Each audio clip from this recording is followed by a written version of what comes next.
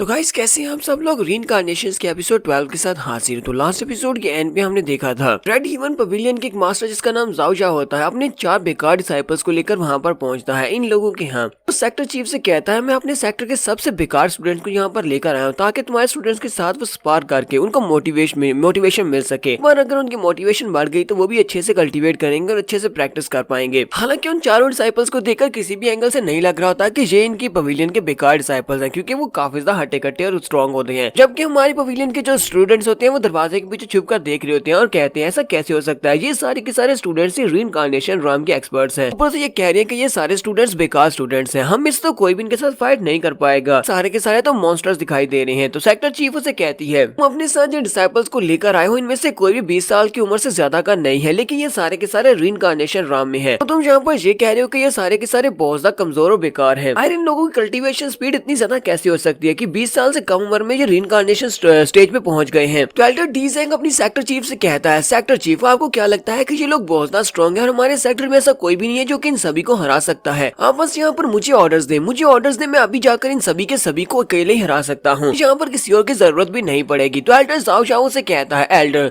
मुझे लगता है कि आपको यहाँ पर फाइट करने की कुछ ज्यादा ही जल्दी है, तो हम लोग यहाँ पर अपने स्टूडेंट्स की फाइट करवाना चाहते हैं, लेकिन अगर तुम्हें यहाँ पर फाइट करनी है तो फिर मैं तुम्हारे साथ फाइट कर सकता हूँ, मैं तुम्हारे साथ फाइट करूंगा और देखते हैं कि कौन यहाँ पर किसको अकेला हराता है। पर सुनते ही डी ज़ैंग भी काफी गुस्सा होते हैं, चिल्लाकर उसे कहते हैं तुम यहाँ पर मेरे हाथ से बिल्कुल भी नहीं बचोगे। ज़ैंग भी आगे हंसना शुरू कर देते हैं और कहते हैं तुम सभी लोग क्या यहाँ पर सिर्फ और सिर्फ चिल्लाकर ही अपनी मार्शल आर्ट्स को हमारे साथ कम्पीट करवाने वाले हो, या फिर तुम लोग यहाँ पर हमारे बच्चों के साथ कोई स्पार मैच करोगे भी या नहीं, क्योंकि हम लोग इतनी दूर से यहाँ पर तुम्हारी बातें सुनने के लिए तो बिल्कुल भी नहीं आए। हमारा लिंजुई भी वहाँ पर पहुंच जाता है। लिंजुई कहता है सेक्टर चीफ प्लीज मुझे माफ करना, मुझे आने में देर हो गई। सेक्टर चीफ हमारे लिंजुई की तरफ देखती है तो लिंजुई वहाँ पर पहुंच चुका है और लिंजुई वहाँ पर बड़े कॉन्फिडेंस के साथ खड़ा होता है। सेक्टर चीफ जब लिंजुई को इतना कॉन्फिडेंस में देखती है तो वो जाओ जाओ से कहती है अच्छा ठीक है, जबकि तुम यहाँ पर स्पार मैच के लिए आए हो तो फिर ठीक है, लोग भी यहाँ पर स्पार करेंगे। वो उन सभी लोगों से कहती है जल्दी से हम सभी लोग स्पारिंग स्टेज की तरफ चलते हैं और वहाँ पर जाकर देखते हैं कि कौन किसको हराने वाला है। इससे हमें स्पारिंग स्टेज का दिखाया जाता है, ये सभी लोग वहाँ पर पहुंच जाते हैं स्पारिंग अरीना के बाहर। जाओ जाओ कहता है सेक्टर चीफ मैंने आपके सुप्रीम एल्डर के बारे में एक बात सुनी है, क्या आपके सुप्रीम एल्डर ज़ांग वो बहुत ज्यादा पावरफुल है, जहाँ तक कि उनका पावर लेवल भी आपके लेवल के बराबर आ चुका है, यानी कि आप दोनों पावर में एक दूसरे के बराबर ही हैं। मुझे वो यहाँ पर दिखाई क्यों नहीं दे रही, अगर वो भी यहाँ पर होते तो शायद मैं उनके साथ भी दो हाथ कर पाता।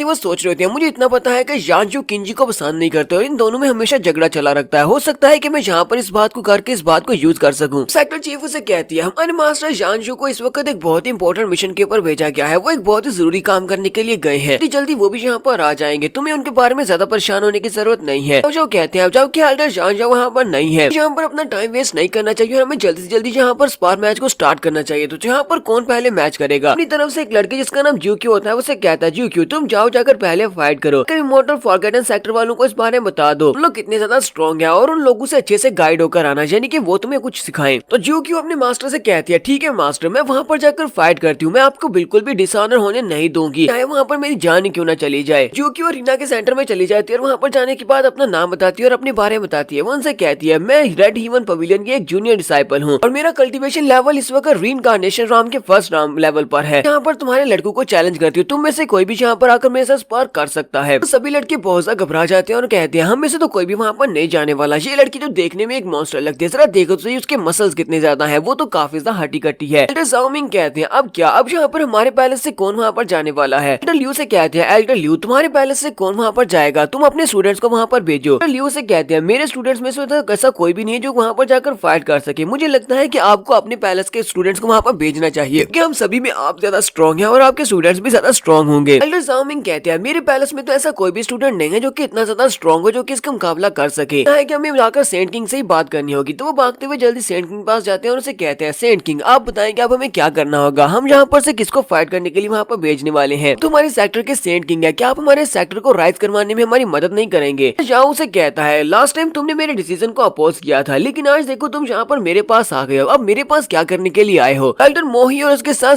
ज़ाओमिंग दोनों उसके पास आ जाते हैं और उसे कहते हैं इस बात के बारे में पता चल चुका है कि हम लोग गलत थे, हमें आपके ऊपर भरोसा करना चाहिए था, हम लोग काफी ज्यादा कंफ्यूज हो गए थे, जिन कोई ने हमें वहाँ पर कंफ्यूज किया था, सब कुछ उसी की वजह से हुआ था, क्योंकि उसी ने हमें कहा था कि हमें आपकी बात को मना करना है। जी तो आपका बहुत बहुत शुक्रिया कि आपने जिनकोई के प्लान्स को पहले से ही देख लिया और आपको पता चल गया कि जिनकोई हमारा एक मेंबर नहीं है बल्कि वो डीमन सी लैंड से बेचा हुआ एक स्पाई था। अब हम लोग हमेशा आपकी बात को फॉलो करेंगे, भी आप कहेंगे हम लोग उस बात को जरूर माना करेंगे। जबकि एल्डर डी ज़ैंग दूर खड़े ये सब कुछ देख रहे होते हैं। एल्डर डी जैंग कहते हैं सर इन दोनों बेवकूफ को देखो तो सही, तो यहाँ पर मुझे छोड़कर अकेली वहाँ पर उस सेंट किंग के पास चले गए हैं। मैंने भी उस दिन उसको ऑफेंड किया था। ये दोनों यहाँ पर पहल कर रहे हैं और जाकर उसको मनाने की कोशिश कर रहे हैं और इन्होंने मुझसे पूछा भी नहीं कि मुझे भी वहाँ पर जाना चाहिए या नहीं। हमारा लिन जुई उन दोनों एल्डर से कहता है तुम लोगों को यहाँ पर ज्यादा परेशान होने की जरूरत नहीं है, मैंने तुम्हारी बातों को दिल पर नहीं लिया था, बस मैं यहाँ पर इतना ही कहूंगा कि गलत इंसान को दोबारा फॉलो मत करना। तुम्हारा लिन जुई यहाँ पर जियांची से कहता है जियांची तुम जाओ जाकर वहाँ पर अरीना में इस लड़की से फाइट करो, ज्यूक्यू के साथ तुम फाइट करोगी और याद रखना मैंने तुम्हें जो कुछ भी बताया था। वो कहती है जी मास्टर जो आपने बताया तो मैं बिल्कुल वैसे ही करूंगी और मैं यहाँ पर आपको बिल्कुल एम्बैरस नहीं करने वाली। वो जल्दी से अरीना में चली जाती है। तो अरीना में जाने के बाद अपनी तलवार उठाती है और कहती है मेरा नाम जियांची है और मैं एल्डर जैंग किंग की एक स्टूडेंट हूँ। इस वक्त मेरी कल्टीवेशन लेवल यूनिवर्सल डिग्री नाम में है, प्लीज मुझे एनलाइटन करें। ज्यूक्यू उसकी बात सुनने के बाद हंसना शुरू कर देती है और कहती है तुम तो यूनिवर्सल डिग्री नाम की एक एक्सपर्ट हो, मुझे नहीं लगता कि तुम यहाँ पर मेरे एक फुल ब्लॉक को भी बर्दाश्त कर पाओगी, तुम एक पंच में ढेर होने वाली हो। बाकी के सभी स्टूडेंट्स भी उसे चिल्ला चिल्ला कर कह रहे होते हैं जूनियर सिस्टर प्लीज वहाँ से नीचे उतर आओ, तुम वहाँ पर इस फाइट को जीत नहीं पाओगी, जल्दी से जल्दी ऊपर से नीचे उतरना होगा, हम लोग पहले से अपनी हार मान लेते हैं। सभी लोग यहाँ पर सेंट किंग के बारे में बातें कर रहे होते हैं। वो लोग कहते हैं सेंट किंग इतना ज्यादा सालिम कैसे हो सकता है, वहाँ पर एक छोटी सी लड़की जियांची को भेज दिया इस मैच को जीतने के लिए, उसे क्या लगता है कि ये लड़की बेचारी इस मैच को जीत पाएगी। सेंट किंग तो कुछ ज्यादा ही मतलबी इंसान है। मास्टर जैंग किंग भी आगे बढ़ते हैं और हमारे लिंजू से कहती है लिंजुई मुझे ये बताओ तुमने जियांची को वहाँ पर फाइट करने के लिए भेज दिया, क्या वो इस फाइट को जीत पाएगी? कहता हाँ मुझे तो ऐसा ही लगता है कि वो इस मैच को जीत सकती है। क्योंकि भी वहाँ पर अपनी पावर्स को रिलीज करती है और जियांची से कहती है अभी भी तुम्हारे पास एक मौका है, तुम हार मान सकती हो। जियांची उसे कहती है नहीं मुझे हार नहीं माननी है, मुझे यहाँ पर फाइट करनी है। तो वो दोनों फाइट करने के लिए रेडी हो जाती है। क्योंकि उसे कहती है अब जबकि तुम फाइट करने के लिए रेडी हो तो फिर मैं भी यहाँ पर रुकने वाली नहीं हूँ, मैं भी तुम्हारे पर अटैक करूंगी। और वो वहीं पर खड़ी खड़ी अपनी पावर्स को रिलीज करती है। क्योंकि वो एक स्ट्रेंथ टाइप की फाइटर है, इसी वजह उसकी फिस्ट की पावर बहुत ज्यादा होने वाली है। वो अपनी फिस्ट में अपनी पावर को रिलीज करती है और सामने की तरफ एक पंच मारती है। पंच के अंदर से बहुत ही पावरफुल एनर्जी रिलीज होती है और एनर्जी से बना हुआ एक बड़ा सा पंच आगे की तरफ बढ़ता है। जियांची उसके पंच के सामने होती है, वहीं से वो जंप करते हुए उसके पंच को अवॉइड कर लेती है। वो उसके पंच के ऊपर वाली साइड से जंप करते हुए उसके पीछे चली जाती है और पीछे जाने के बाद वो अपनी तलवार को घुमाकर उसके ऊपर अटैक करने लगी है। जबकि जियो क्यों कहती है ये तो इतना बुरा नहीं था, तुमने बड़ी आसानी से मेरे अटैक को अवॉइड कर लिया। तो जियांची पीछे जाने के बाद अपनी तलवार को यूज करते हुए डेरिवेटिव स्वर्ड टेक्निक के 9 मूव को यूज करते हुए उसके ऊपर अटैक करती है। जियो क्यों से कहती है तुम्हें क्या लगा था कि तुम्हारी तलवार की पावर काफी ज्यादा होने वाली है और तुम आसानी से मेरे पर अटैक कर पाओगी, लेकिन शायद तुमने ये नहीं सोचा था कि मेरे पास अपने डिफेंस टाइप के अटैक्स हैं। ऐसी हमारी जियांची अपनी तलवार के 9 मूव के साथ उसके ऊपर अटैक करती है। तो जियो क्यों की बॉडी के इर्द गिर्द एक बड़ी सी शील्ड बन जाती है और उसके सारे अटैक उसकी शील्ड के साथ टकराते हैं। जियांची वहां पर जल्दी से पीछे की तरफ जंप करती है और पीछे की तरफ फटने के बाद वो फिर से हीवनली डेरिवेटिव स्वर्ड टेक्निक के 10th लेवल 12th फॉर्म को यूज करने वाली है। तो अब वो यहाँ पर 10th फॉर्म को यूज करने वाली है। वो जियो क्यों के इर्द गिर्द एक सर्कल में घूमना स्टार्ट करती है। वो बड़ी स्पीड से उसके इर्द गिर्द भाग रही होती है। जियांची सोच रही होती है अब अगर मैं यहाँ पर इस मैच को जीतने वाली तो वो सिर्फ और सिर्फ इस मूव के ऊपर डिपेंड करता है। अगर मैंने इस मूव को अच्छे से एग्जीक्यूट किया तो मैं इस मैच को जीत जाऊंगी। तब क्या एल्डर जाओ जाओ फायर करे हंस रहे होते हैं और कहते हैं तो बिल्कुल बेकार है, तुम चाहे यहाँ पर कितनी बार उसके ऊपर अटैक क्यों ना कर लो, ये हमारी फैमिली की एक बहुत ही स्पेशल टेक्निक है, इसको कॉन्ग डिफेंस टेक्निक कहा जाता है। तुम्हारी तलवार की यहाँ पर इस कॉन्ग डिफेंस टेक्निक को नहीं तोड़ पाएगी। लिंजी भी यहाँ पर मैच को ही देख रहा होता है। वो एल्डर जैंग से कहता है एल्डर जैंग तुम्हें इस बारे में क्या लगता है? तो एल्डर जैंग कहती है मुझे फिलहाल कुछ भी समझ नहीं आ रही, जियांची वहाँ पर कर क्या रही है, वो इसके इर्द गिर्द एक सर्कल में क्यों घूम रही है, कहीं ऐसा तो नहीं है कि वो यहाँ पर उसके फ्लॉस को देखने की कोशिश कर रही है। लिंजी से कहता है हाँ तुमने बिल्कुल ठीक समझा। तो जियांची वहाँ पर उसकी शील्ड के इर्द गिर्द घूम रही होती है और वहीं पर घूमते घूमते वो उसके अंदर किसी वीक पॉइंट को देख रही होती है और उसे जब वीक पॉइंट मिल जाता है वो अपनी तलवार को लेकर सामने की तरफ अटैक करती है, अपनी तलवार को उसकी शील्ड के अंदर दंसा देती है। इस बात से जियो की भी काफी हैरान होती है क्योंकि उसकी तलवार शील्ड के अंदर घुस चुकी होती है। उसने उसके फ्ला को देख लिया और फ्ला को देखने के बाद उस वीक पॉइंट के अंदर अपनी तलवार को घुसा दिया है। जियो के पास अब यहाँ पर अपनी शील्ड के अंदर से भागने का टाइम नहीं होता। जब वो तलवार उसके साथ टकराती है तो वहाँ पर एक जबरदस्त धमाका होता है। देखकर एल्डर जाओ जाओ भी काफी ज्यादा हैरान हो जाते हैं। जियो अब उस धुएं के अंदर से उस धमाके के धुएं के अंदर से बाहर की तरफ निकलती है। उसके कंधे के ऊपर कट लगा होता है और वो काफी जख्मी होती है। निकलने के बाद वो कहती है ऐसा कैसे हो सकता है, ये पॉसिबल ही नहीं है। हमारे जो लड़के होते हैं हमारे सेक्टर के वो काफी ज्यादा खुश हो जाते हैं और कहते हैं हमारी जूनियर सिस्टर तो यहाँ पर इस फाइट को जीत गई है, हमारी जूनियर सिस्टर वाकई में बहुत ज्यादा स्ट्रॉन्ग है। सेक्टर चीफ कहती है तो यहाँ पर विनर डिसाइड हो चुका है, जियांची चलो जल्दी से नीचे आ जाओ, तुम्हें और ज्यादा बैटल करने की जरूरत नहीं है। वो सोच रही होती है जियांची की हकीकी पावर इस वक्त एग्जिस्ट हो चुकी है, अगर ये यहाँ पर सेकंड फाइट करेगी तो ये बच नहीं पाएगी, इसलिए मुझे यहाँ पर इसे नीचे उतारना होगा। जियांची भी जल्दी से जंप करते हुए नीचे उतर आती है और नीचे उतरने के बाद कहती है सेंट किंग मैं इस मैच को जीत गई हूँ। सेंट किंग और सेक्टर चीफ दोनों से कहते हैं तुमने वाकई में बहुत ज्यादा अच्छा काम किया। उसके बाद हमारा लिंजरी एल्डर जैंग से कहता है एल्डर जैंग मुझे प्यास लगी है। तो वो उसे कहती है ठीक है सेंट किंग मैं आपके लिए पानी लेकर आती हूँ। जबकि बाकी के सभी एल्डर से देखने के बाद बहुत ज्यादा हैरान हो जाते हैं और कहते हैं हमें तो इस बात की समझ ही नहीं आ रही यहाँ पर लिंजरी ने एल्डर जैंग किंग के ऊपर कौन सा जादू किया है, एल्डर जैंग किंग उसके लिए किस तरह पानी लेने के लिए जा रही है। वो तो हमेशा बहुत ज्यादा एरोगेंट और एटीट्यूड के साथ रहती थी। इससे कहता है मुझे लगता है कि सेंट किंग के पास कोई ना कोई हिडन टेक्निक है जिससे वो किसी को भी अपने वश में कर सकता है। एल्डर डीजैंग कहते हैं लगता है कि हमने एक बहुत बड़ा चांस खो दिया, हमें उस लड़के का साथ देना चाहिए था। बाकी के दोनों भी उसे कहते हैं हाँ हमें भी ऐसे ही लगता है, हमें उसका साथ देना चाहिए था, अब हमने एक बहुत बड़ी अपॉर्चुनिटी को खो दिया है। यहाँ पर हम लोग अपनी एपिसोड 12 का एंड करेंगे और नेक्स्ट एपिसोड में इस कंपटीशन को आगे स्टार्ट करेंगे। एपिसोड की एक्सप्लेनेशन अच्छी लगी हो तो कमेंट करके जरूर बताइएगा। चैनल को सब्सक्राइब कर दे, वीडियो को लाइक और शेयर कर दे। शुक्रिया।